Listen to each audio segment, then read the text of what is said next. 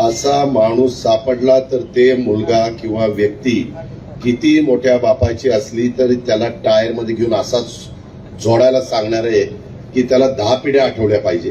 काही जण चुका करतात, कचरा अजून टाकतायत. कृपा करून ज्या गोष्टी केलेल्या आहेत, जनावरं चरायला सोडतायत, मी त्यांना सगळ्यांना सांगतो, आता जनावरं कोंडवाड्यात घातली, जर नाही ऐकलं तर कुठला तरी जाऊन बाजारच त्यांना दाखवणार आहे. आणि ते मालक लोक आहेत त्यांना मी निर्वाणीचा इशारा देतो, ऐकलं तर ठीक, नाही ऐकलं तर मालकांवर केसेस होतील.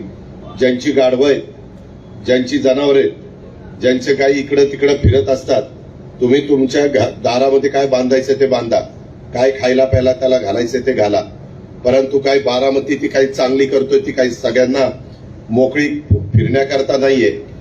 आता isakal.com आहे देशातील नंबर 1 ची मराठी न्यूज वेबसाईट. प्रत्येक अपडेटसाठी isakal.com ला नक्की भेट द्या. ज्यांनी जायचंय, कधी काही मोटरसायकलवाले पण इकडे तिकडे बघतात, हळूच ओव्हरटेक कुठेतरी तिकडं रॉंग साईडने जाण्याचा प्रयत्न करतायत. असा माणूस सापडला तर ते मुलगा किंवा व्यक्ती किती मोठ्या बापाची असली तरी त्याला टायरमध्ये घेऊन असाच जोडायला सांगणार आहे की त्याला 10 पिढ्या आठवल्या पाहिजे.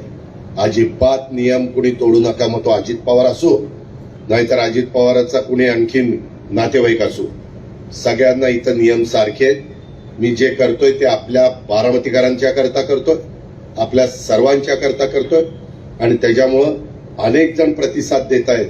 अनेक गोष्टी आपल्याला करायच्या, परंतु काही जण त्याच्यातनं काही डोकी लढवण्याचा प्रयत्न करतात, कृत्याकडे काढण्याचा प्रयत्न करतात. तसा प्रयत्न कुणी करू नये. मी अनेक ठिकाणी झाडं लावलीत, तिथं झाडं पण कुणी येत आहेत, शेरडं करडं किंवा जनावरं खातायत, हे पण चालणार नाही. हे आपल्या सर्वांचं शहर आहे.